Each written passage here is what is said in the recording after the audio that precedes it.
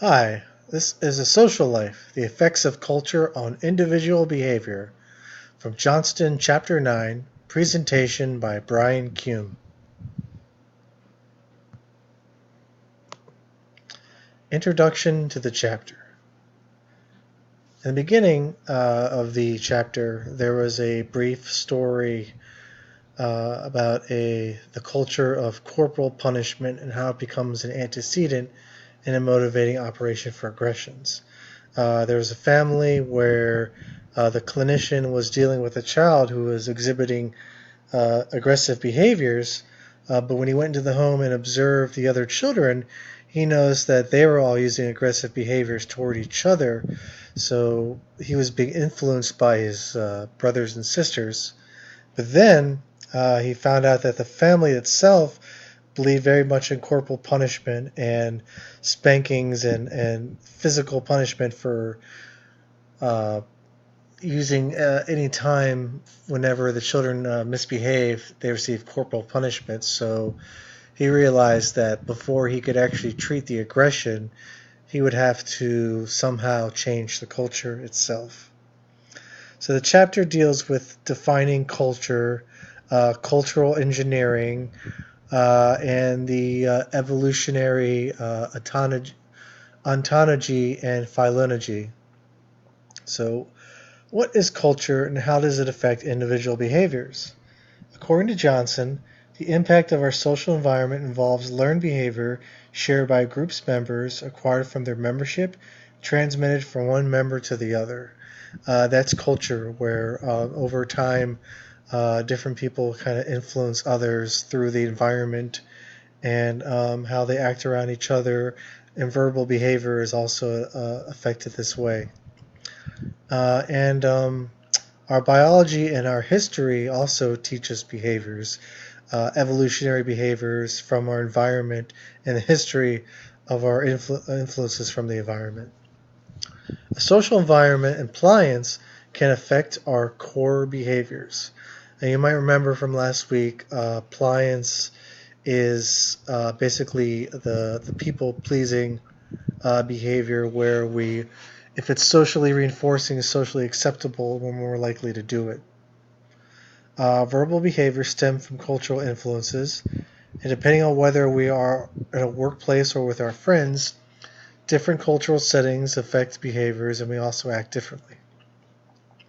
How our convictions and seemingly independent beliefs are rooted in culture and the behavior of others.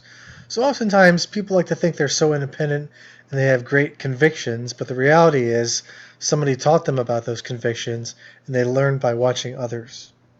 So we're not so independent after all. Natural selection in Box 9.1. B.F. Skinner's take on how history and our environment shape contingencies and maintain lifelong behavior. The selection of cultural practices, how cultural practices evolve over time. One example is styles of dress. So everyone kind of dresses based on the cultural, and this is also appliance involved too. Trying to fit in and how it reinforces our dress, speech, and behavior. Being fitting in, social reinforcement is also another form of appliance. There is no such thing as cultural behavior as a group. Cultures instead reinforce individual behaviors. This is a tidbit from Box 9.2. So you can't just talk about the cultural behavior as the group behavior. Rather, it's individuals whose behavior is affected or influenced by the culture itself. Oftentimes we learn cultural behaviors through imitation. So, people, depending on anywhere from like how they dress to how they walk, to how they work within an environment, might be through imitation. Children especially are prone to learning through imitation, and even as adults we still were influenced by others. Box 9.1, phylogeny and ontology. Ontogeny. The definition, the comparisons, and contrasts of these two terms.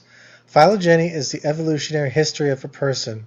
These involve more innate behaviors that are received from environmental circumstances and deal with survival. Ontology, ontogeny, is the history of organisms during their lifetime and involves historical interactions with the environment that result in flexibility interactions. Individual behavior is affected by both ontology and phylogeny, with ontology being more prominent because of its definition of continuing learning from environmental interaction over a period of time. Behavior science role in our culture. If we use a scientific assessment of cultural practices, could we improve on behaviors with individuals? Often there is conflict for change because of the familiarity and rigidness of current cultural practices. So before you just go in and start changing the culture, you have to understand that oftentimes people need some time to adjust because they've been doing a certain thing for a certain period of time, the way that they've been taught. So kind of breaking them through them, that will certainly take some pushing and prodding on your part and some patience. Oftentimes the government intervened to change culture but ultimately failed. Case in point, the Prohibition era. Many people broke the law to continue to drink and crime skyrocketed. So the government actually tried to change behavior and change a culture by banning alcohol use, and the effects weren't that good because people did want to drink, and people still wanted to make money from selling and distributing alcohol. So the Prohibition era was definitely not a good time in American history. However, without changing laws, for example, grassroots organizations changed America's attitude on smoking. Because of that, it is now illegal to smoke anywhere except for in designated areas or in your own home.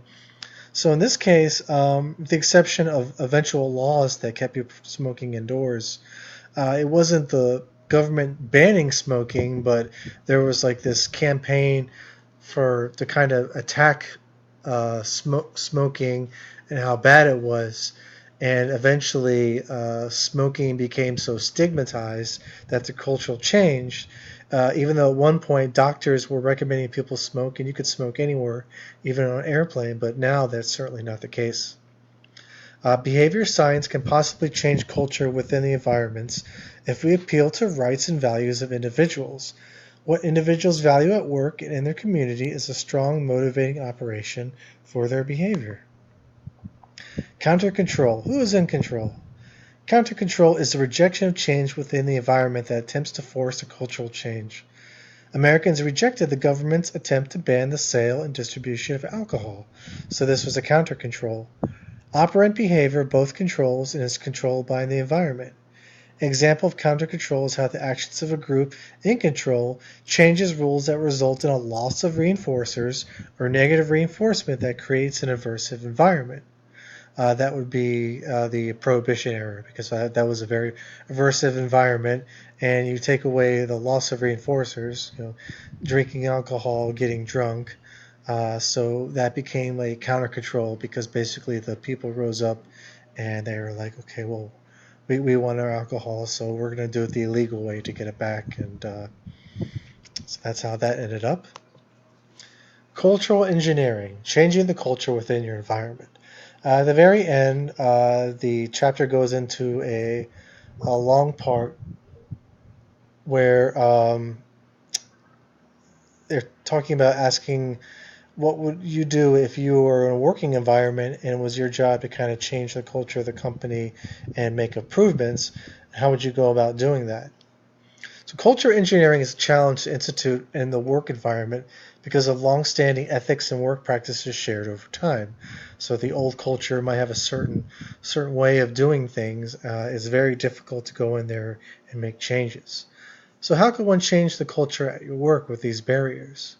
Many agencies and companies have a shared way of communicating, advertising, holding meetings, and ways of promoting outstanding employees. Managers who wish to make culture change within companies are forced to get creative and hold meetings that appeal to shared values. So I think once you have an idea about the shared values and what people like and what they want to achieve, then you can kind of hold meetings and talk about shared values and how you can change the culture and reach the next step and within a company. Creativity is often a plus. That definitely has to be said that I think if you come in and you have good meetings and you have creative ideas and maybe stuff to kind of get people involved and make things interesting, then I think generally people are more likely to listen to you. Okay, so your discussion questions. Can you think of a time in which a powerful government or organization was forced to change their culture because of strong antecedent events that turned the tide and made progress? I think if you think back to something recently that might have happened, and hmm, I bet you can definitely think of something major that happened not too long ago that even created its own hashtag. My second discussion question: if you were brought into a company and told you had to change the stagnant culture and boost sales and productivity, what are some creative means of getting that change across? Please give some examples of behavior changing ways you might use. All right, so that's my presentation. I hope you enjoyed it, and you learned a little bit more about culture within the workplace and our environment, and how it influences behavior and how it can be changed to influence behavior. Thank you very much. You guys have a great night. Enjoy the rest of your week.